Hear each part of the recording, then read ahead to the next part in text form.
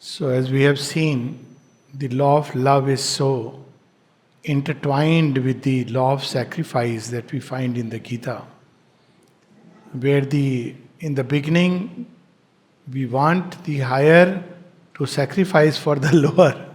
So there are people who want God to do this, that, everything only for them, and if He doesn't do, apparently, whatever this, He is cruel, He is this, He is that. And it develops like that, people. Then there is a give and take, even with God. I have given this, I want this. And then there is the highest play which Mother and Sri Aurobindo speak about, is to just to give oneself, the joy of losing oneself in the divine.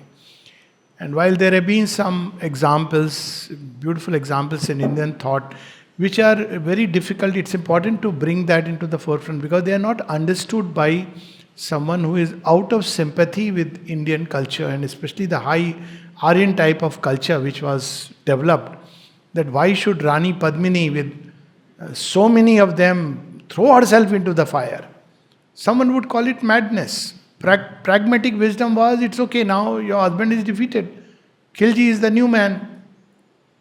You be with him or run away somewhere. But she chooses to immolate. There's something very amazing. It's an act, conscious act. So she doesn't want her love to be defiled at any point. And that's a great event which, that place still has that spirit of sacrifice. I have been there, though it's in ruins, but you still can feel that intensity of what intensity must have built up during that moment. So we have these stories of Meera merging completely into the at Nathadwara in that image of Shri Krishna. Meera हो गई मगन ऐसी लागी लगन तो गली गली हरि गुण गाने लगी. These are Chaitanya Mahaprabhu literally seeing the sea and the reflection of the sky and oh Shyam Varn, this is my Krishna, and he plunges into it. These are not, these are ultimate acme, ecstasy, the fourth status of love, of life. We have not yet developed, but I would just say there is a fifth status of life. Sri Aurobindo is a gentleman, he doesn't mention. But that is the sacrifice of Sri Aurobindo. Whenever I see that picture of Sri Aurobindo lying on the bed, I only feel that only the supreme love can do it. Renouncing, first he made the renunciation of realization in his own body to hasten the collectives. First he does that because he was going ahead at jet speed towards supramental realization, but he sacrifices it. He says, no, I'll take everybody together. Just unimaginable. Your own realization is the ultimate. But he says, no, I'll take everybody together. And he and the mother both. And then, ultimately, he plunges into the inconscient so that he can annihilate the difficulty. See, we hear about Shiva doing the Vishpan. This is something much more. These are the expressions of the highest states of love where, for the sake of all, one completely gives oneself. And in that highest of the highest, I just see Sri Aurobindo giving himself completely, so that earth may progress. And he knew what humanity is. He knew we are not ready. He knew that there is a possibility that this sacrifice may go a waste. Supermind had not yet manifested. He knew all this. And yet, he takes the plunge, which is something unimaginable. So, the least we can do is to be grateful. That's all I feel. That benchmark he has set is beyond human comprehension. But at least to be grateful.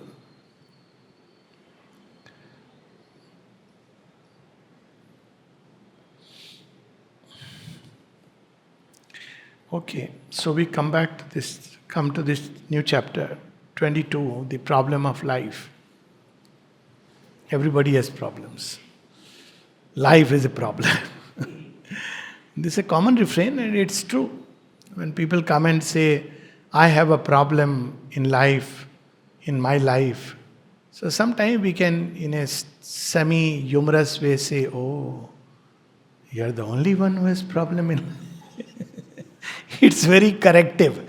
It can be very curative, huh? But if it rubs the wrong way, then you had it. You make fun of my problem. No, but it is true. You see Nishikanto having all kinds of diseases in the body, and if somebody went and said, "My knees are aching," he would laugh and say, "Look at this fellow. I am a walking laboratory of diseases. I am laughing. This fellow is crying about some pain in the knee." Life, there is a problem. Of course, life is a problem. But it's an evolutionary problem and an evolutionary necessity. If everything was fine, if we all had comfortable lives, 110% we would have remained where we are, encrusted. And all life that does not progress is bound to degenerate. China, America, wherever, if you don't progress inwardly, you will degenerate. This is the law. It may take place over, because life of nations is over decades and centuries. It may not happen immediately. If you don't progress, and the road of progress, Sri Aurobindo has said that, towards unity, towards mutually nourishing each other, helping each other. So that's why when people say, "Oh, what will happen to these people?" I say, they have written their destiny, don't worry. By its very nature, it will collapse. Now, of course, I am talking of the fundamentalist, or not fundamentalist is the wrong word, fanatic jihadist. So 20 years back also, I said, they are writing their own death on the wall. How now? See how it has happened. They initially played a tool with India, then they tried experiment here and there. Now, what has happened? The world is isolating you. Are you going to fight with all life which is around you? Cannot. There will come a point. Already it has started. In 25 years, this has taken, what a change it has taken place. Because it's an ideology which driven where you want to annihilate everybody and survive. You will get hit very badly. Of course, there are people who still keep crying, Palestine, Bichara. But it's a law of life. The moment you keep hitting, you will get a rebound and a recoil. And that recoil can be devastating. So it's a question of time. So this is how, and we see that uprising. We don't have to worry about that. We have to grow in our consciousness, because that's the ultimate solution. And we should know what is what with open eyes. So what really is the problem? So Dr. Sri Aurobindo is telling us, the divine doctor. So he is going to tell us what is the problem. Because up till now we think problem is with my neighbor. Or if we say, no, problem is in my house, then we think wife is the problem, wife thinks husband is the problem. Or the child is the problem, or parents are the problem. Problem is not in us, problem is always somebody else. So, Sri Aurobindo is telling us, after reminding us of the three status of life, again, this is the most important, the evolutionary statuses of life which we read. So, first problem, page 221. Man is this mental being. The whole crux and difficulty of human life lies here. The passage starts. Man is this mental being, this mental consciousness working as a mental force, aware in a way of the universal force and life of which he is part. But because he has not knowledge of its universality or even of the totality of his own being, unable to deal either with life in general or with his own life in a really effective and victorious movement of mastery. So we don't know who we are, what we are. Any of us 30 years back, 40 years back, we would have never imagined that this kind of transition will take place. And yet it was all the time inside. The psychic flame was there, we didn't know it.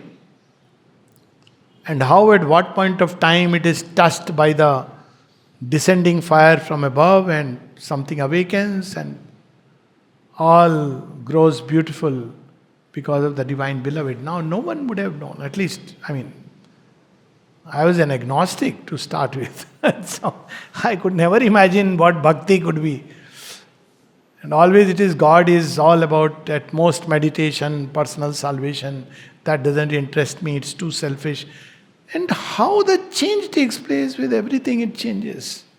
So she and everybody's life, the change takes place. So, but mind doesn't know. So why? Because mind is, page 222, more and more a flame of growing knowledge. And after 5-10 lines below, either man must fulfill himself by satisfying the divine within him, or he must produce out of himself a new and greater being who will be more capable of satisfying it. What is this satisfaction he's saying about? The flame of growing knowledge. You want to grow into knowledge, page 222.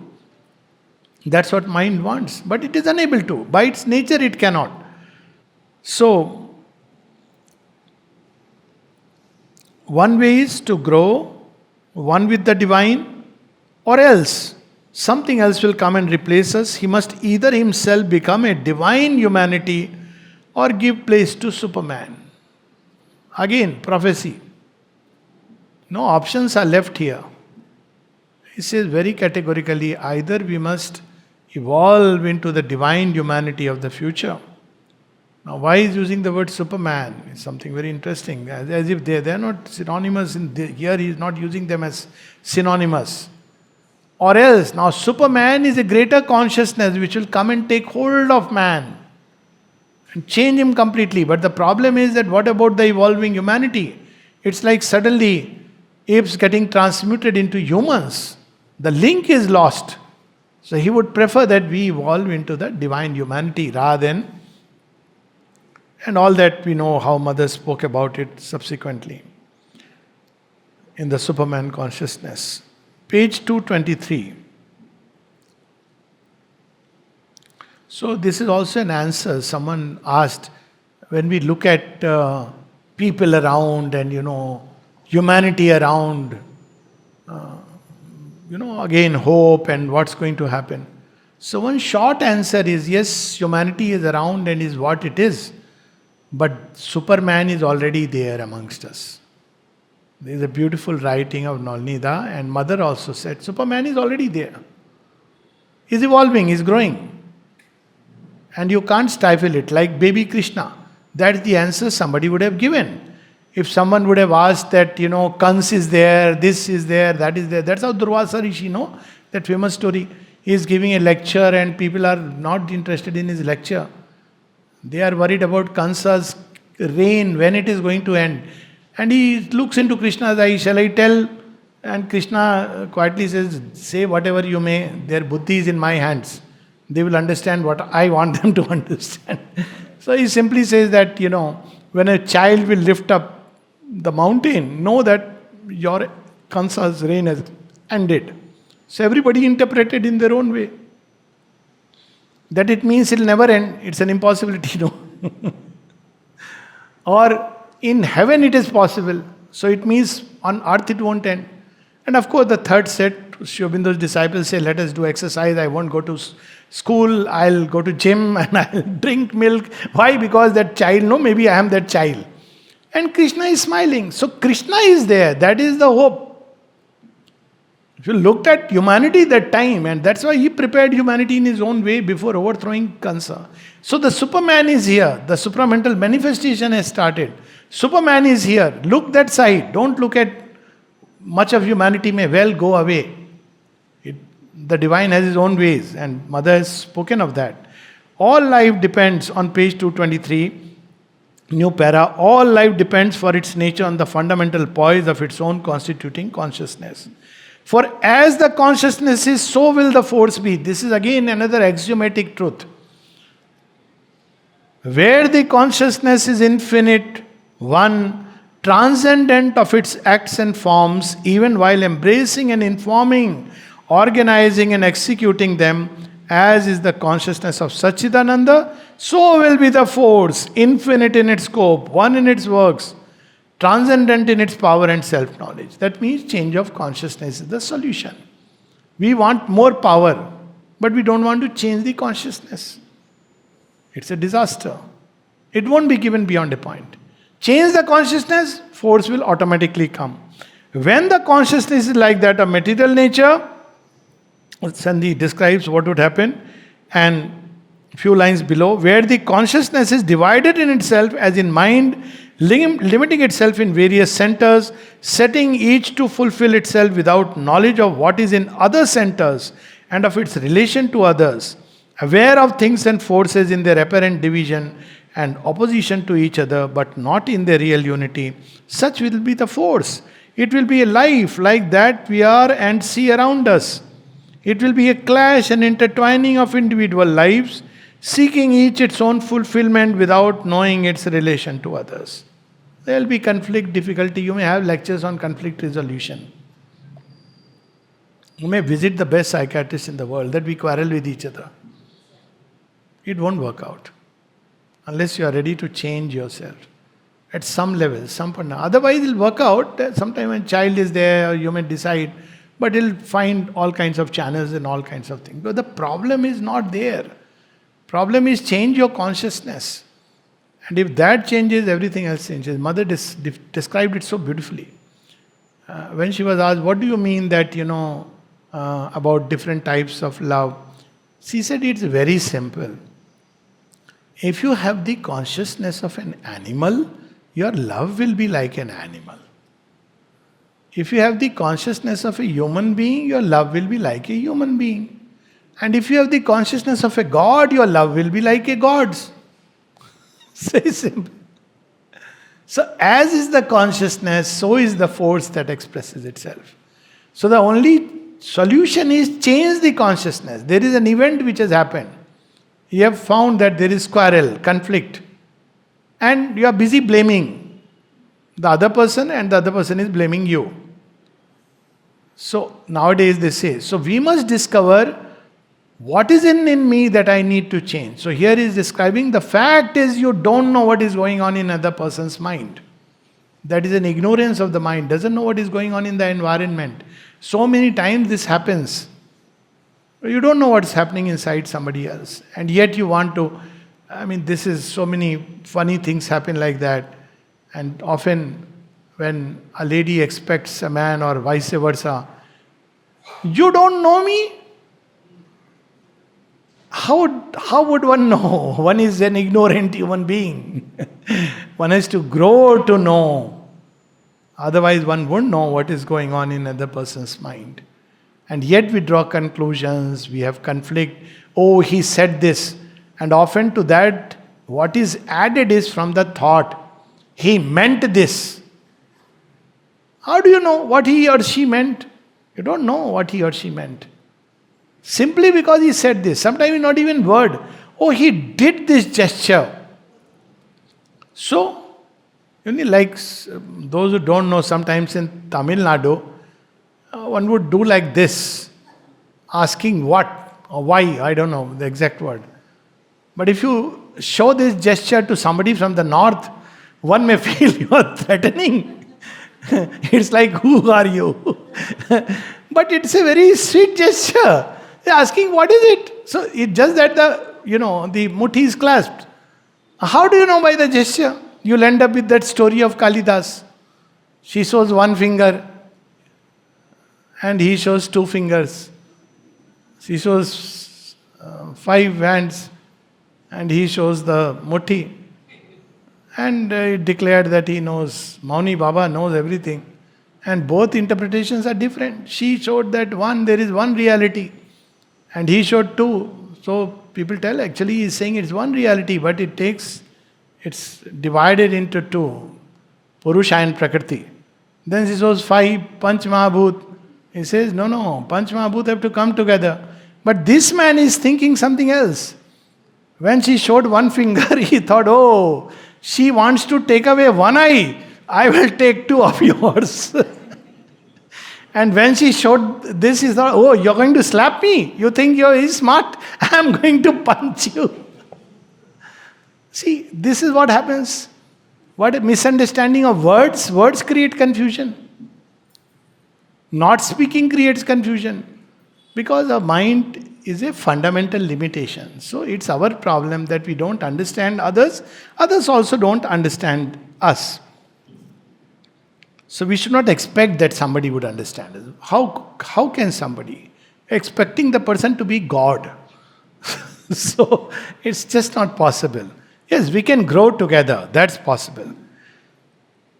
So he says, therefore, it will be a clash and intertwining of individual lives, seeking each its own fulfillment without knowing its relation to others, a conflict and difficult accommodation of divided and opposing or differing forces, and in the mentality, a mixing, a shock and wrestle, an insecure combination of divided and opposing or divergent ideas which cannot arrive at the knowledge of their necessity to each other or grasp their place as elements of that unity. This is what is required.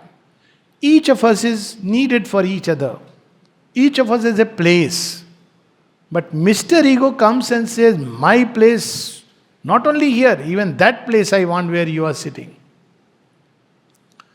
And then it makes it worse and worse. Not only that place where you are sitting, I must be on top. You have to be subservient. Divine has given to each one their place, and if we understand that, life would be so much beautiful. And we need each other. That's also true. This is the law of love which automatically reveals. But where the consciousness is in full possession of both the diversity and the unity. So he's not talking of Satchidanand alone, but again and again the supermind. That's the solution. Not Satchidanand, not spiritual life. That is not the solution for life here. That may be a solution for an individual, if at all one wants to call it a solution.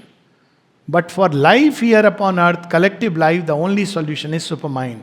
Because there the secret of diversity and unity is there. Where it is aware at once of the law, truth and right of the all, and the law, truth and right of the individual, and the two become consciously harmonized in a mutual unity, where the whole nature of the consciousness is the one knowing itself as the many, and the many knowing themselves as the one. So one then respects each other line of development. Doesn't try to change another. One of the biggest delusions that human beings carry and discover very painfully. He doesn't change. Do you change? And even if he changes, people change, of course, over a period. Why should he change according to your idea of what the change should be? He has to evolve along his or her own lines. You can't impose that change because each one, that's why diversity is there, otherwise uniformity. Everybody should be like me. But it doesn't work out like that. Each one will evolve along their own lines through their own experiences. Yes, yet we can help each other grow, evolve, maybe, a suggestion here and there.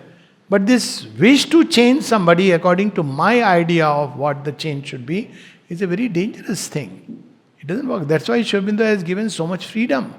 And he says Superman can only be created that way. You can't do it arbitrarily by a external law. There is the law with a capital L. The law of evolution. That's why he would say different things to different people. If you see, there is somebody to whom he said, you should not go out, you should be here, and To somebody else, he would permit all kinds of things. A tea party at home, a rasgulla treat. You see, Dilip Kumar Roy, he is so happy that if I can have rasgullas here, if permitted, then this is the ashram for me. He also asked for tea party, and Sri Aurobindo says he had an idea, mother has refused it. He says, where has mother refused you having tea party? But to Sahanadi, when she asks that, what, Guru, I am having desire to have crabs and lobsters and fishes. Sri Aurobindo says, eat your desire.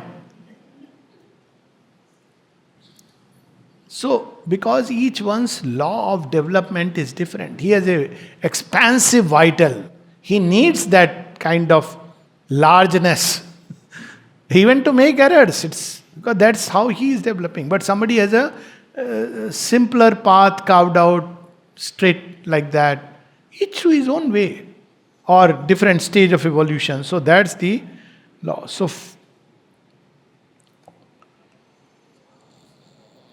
then the third problem we see on page 225.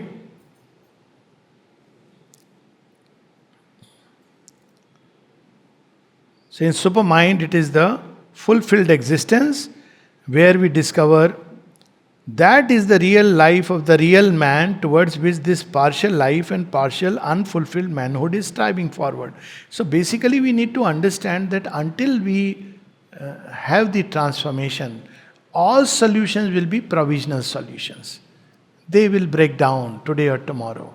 So we should help each other evolve towards that life. That should be our focus. Because then we don't even know who we are, real man. And what is the life we are meant to lead. We don't know the law of our being. So we have to go through all kinds of situation.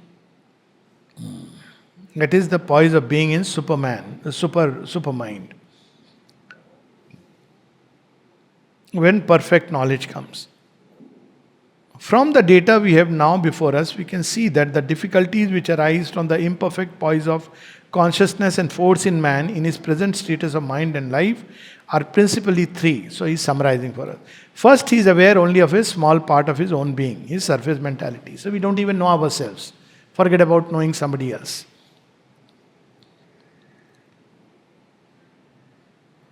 Then, large part of us is submerged. We can only have some real power over so much of our existence as we are identified with by self-awareness.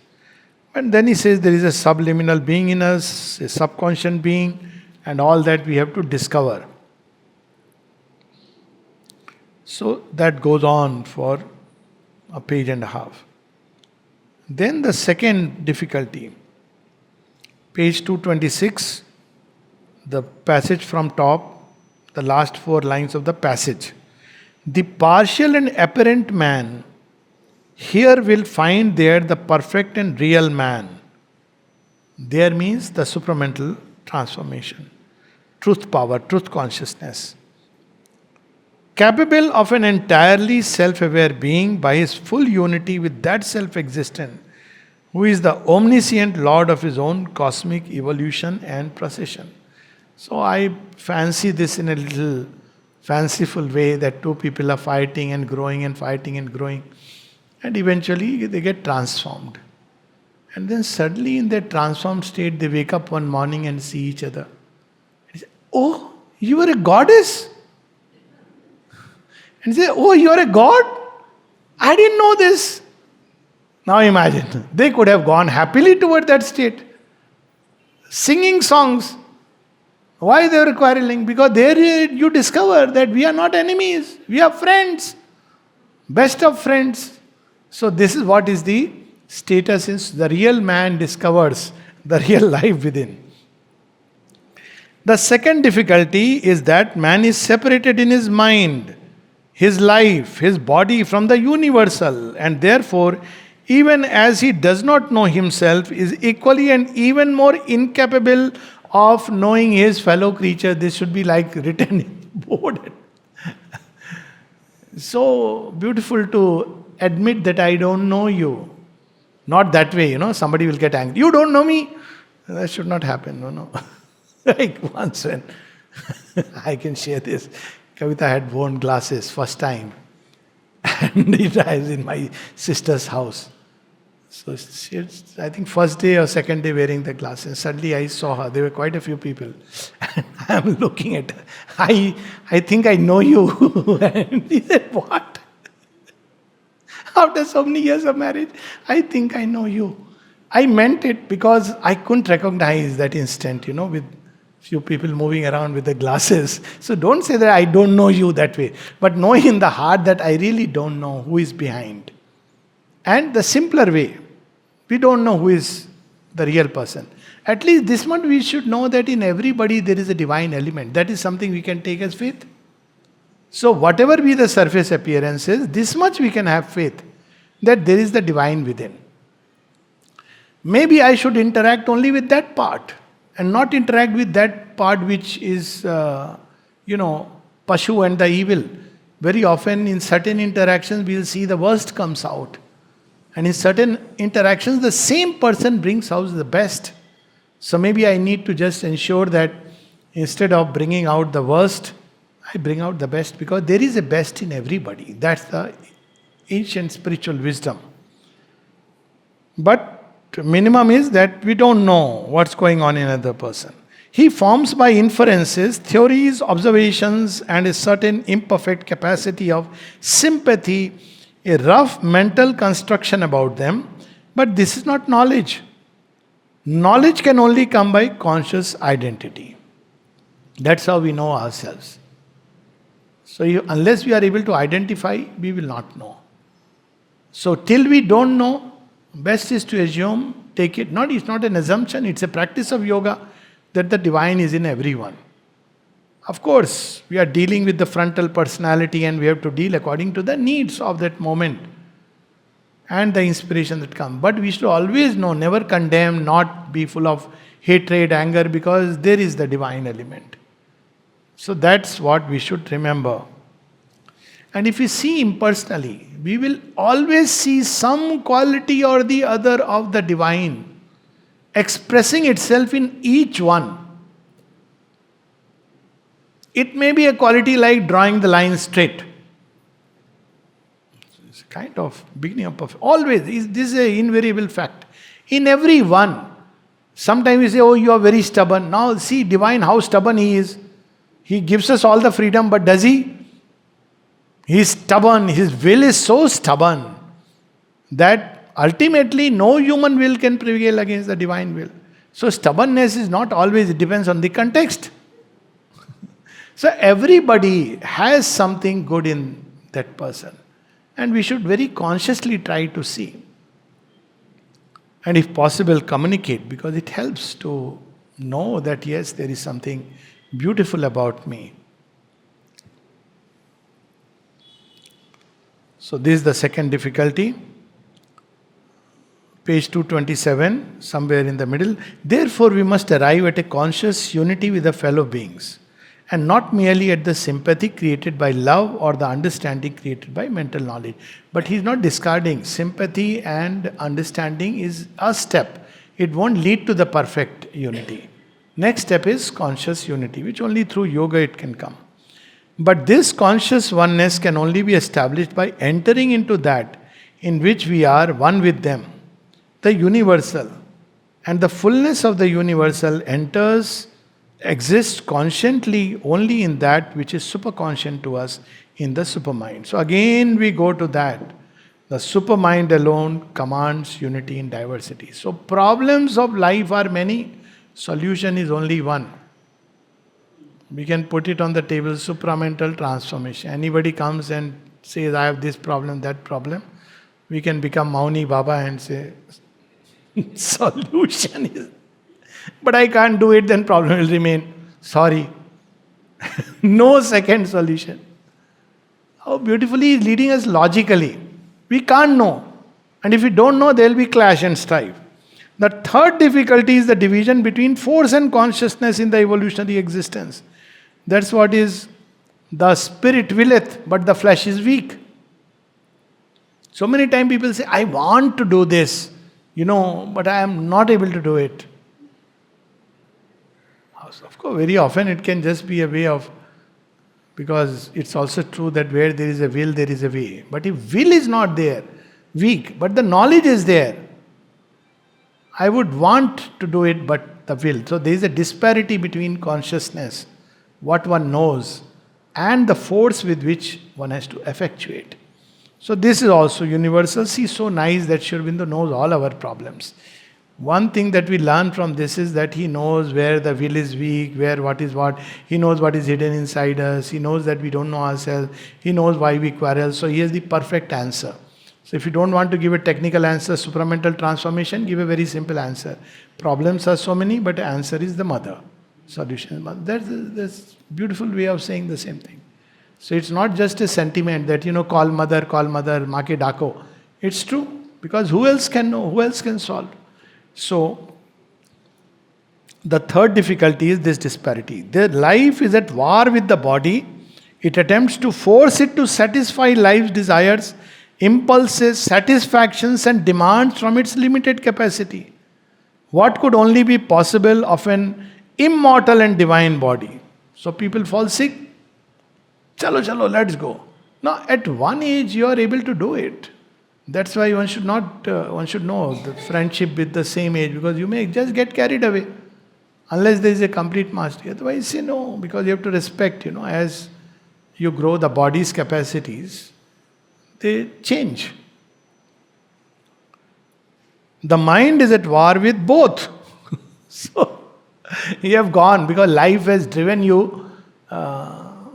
Let's say when you are 60 and you have a friend who is 30 and both go together because you have moved suddenly, let's go.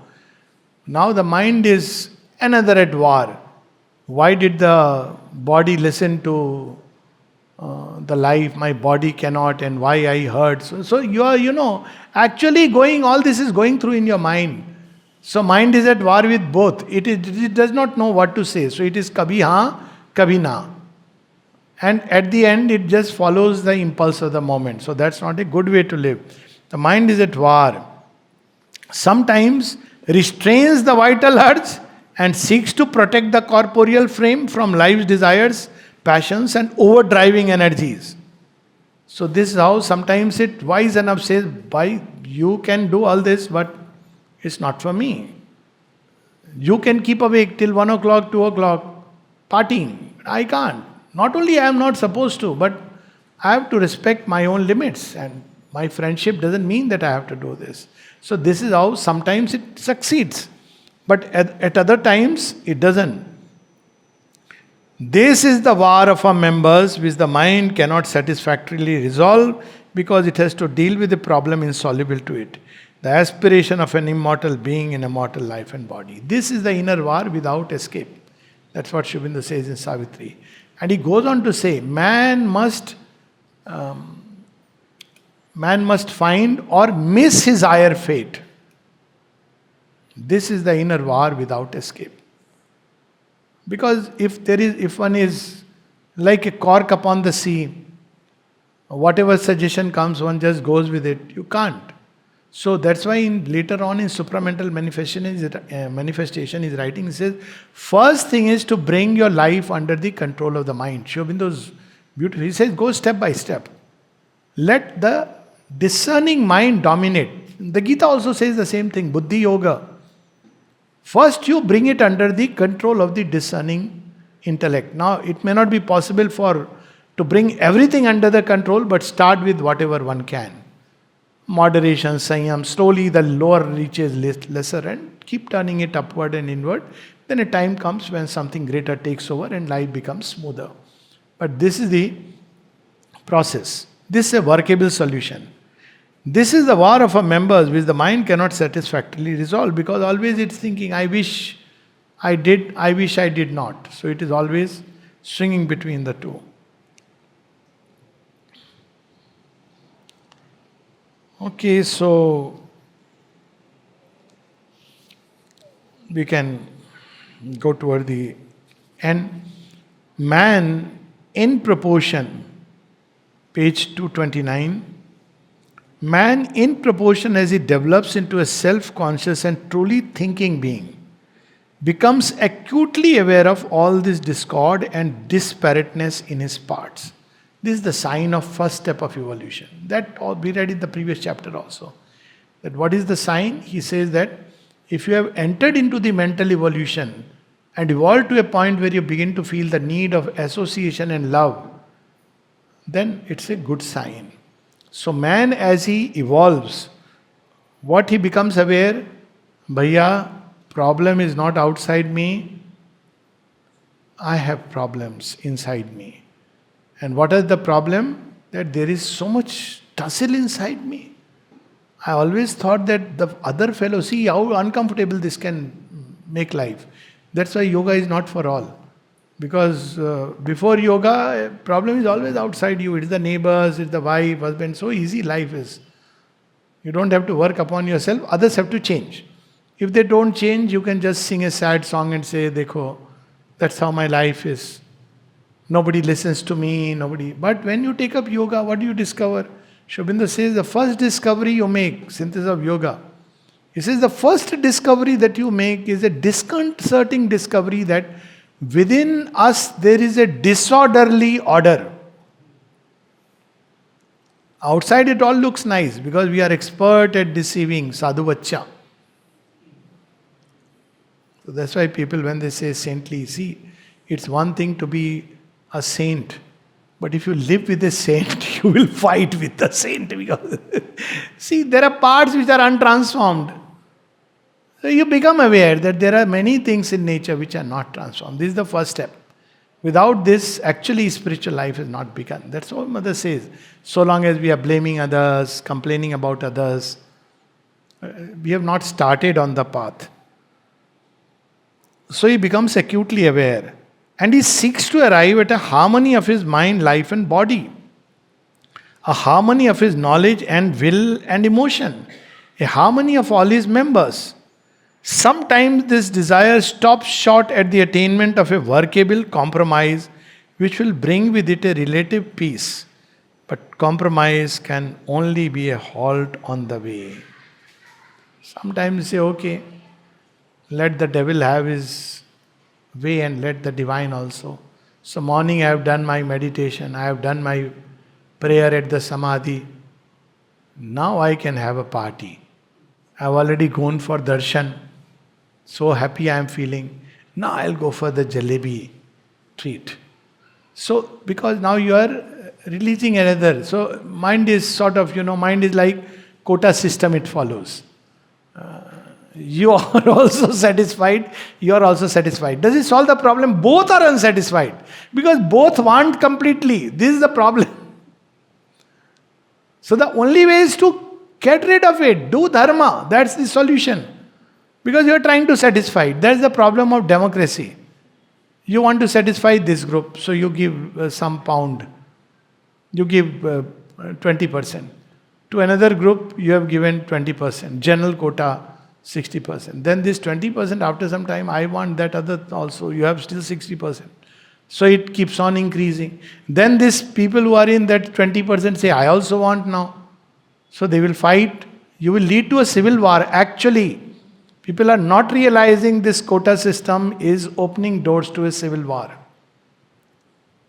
But they are not bold enough to understand and take a decision. People will cry for some time. After that, you can handle it now. But if you don't do it, it will create problems. Because it is not going to solve. Because it's a compromise. People can't remain compromised forever. Already we see this is happening. So you have to act by dharma. Well, people, nowhere in the world we have quota system. It's the only place where we have quotas. Go to any place, it comes by merit. Okay, whatever had happened, put a date. From this day, we will stop it. Put a date. Because if you leave it hanging, you are opening doors to growing dissatisfaction. So that is the logic. You can apply this anywhere. So he says that it is only since the deity within will not be satisfied eventually with less than a perfect harmony, combining in itself the integral development of a many-sided potentialities. Also because life demands all by its nature. Most people are living at the level of the desire. They want all. They cannot be satisfied. It starts like that. That's why the famous story, when you have nothing, you want only little. When you have little, you want little more. When you have little more, God, can I have a little more with the emphasis on, okay, when you have little more, then you want more. And then you have much more. This is the logic because life is like that. But others also want much more. So there is a clash. So this perfect harmony, which cannot be done, less than this would be an evasion of the problem, not its solution. Or else only a temporary solution provided as a resting place for the soul in its continual self-enlargement and ascension. That's why democracy is destined to fail. That's why constitution cannot be the last word. Because it's all mental activity. Mind cannot solve the problem it creates. it can only be a temporary stopgap. What is going to come? Mother hinted it. It's only in India that the psychic law can and must rule. What is psychic law? Dharma. To understand dharma, which is not about religion and outer ritual. Dharma applies to all. And its seat is in the heart.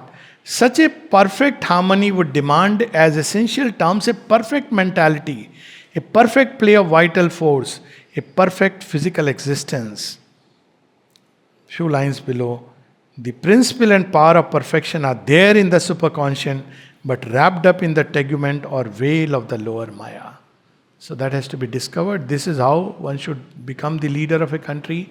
See, it's so beautiful that we have these books like Vikram Betal and we have Singhasan Batisi. It's a very interesting, fascinating story, the story of 32 dolls.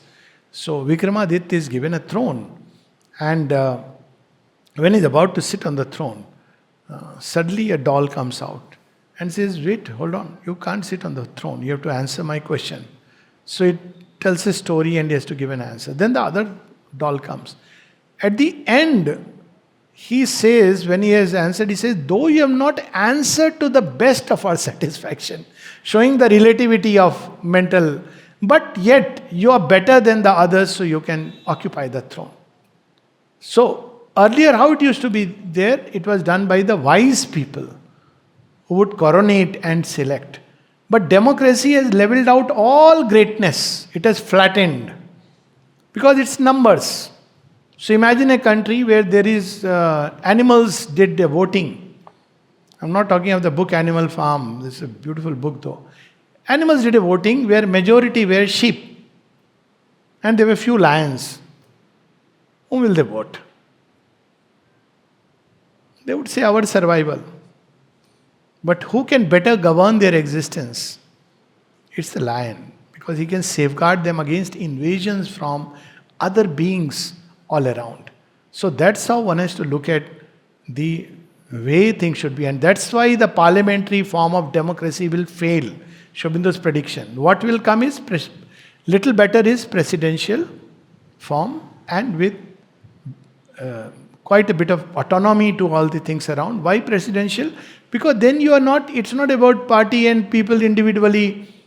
Something like part of it is practiced in America, where you have two candidates or three candidates depending on the party, each declaring that I want to be the ruler, and he talks to the people, explains to the people, and then people understand, and that's how the vote it should be brought. This is at least one step better. The real thing cannot come so long as we live in the mind. It always be subject. But something better and better till finally only with supramental transformation can we find the perfect harmony. So let's hasten towards that so that world can become a better place and a beautiful place it is meant to be. Okay, we meet tomorrow. It's the last day. We have it here only.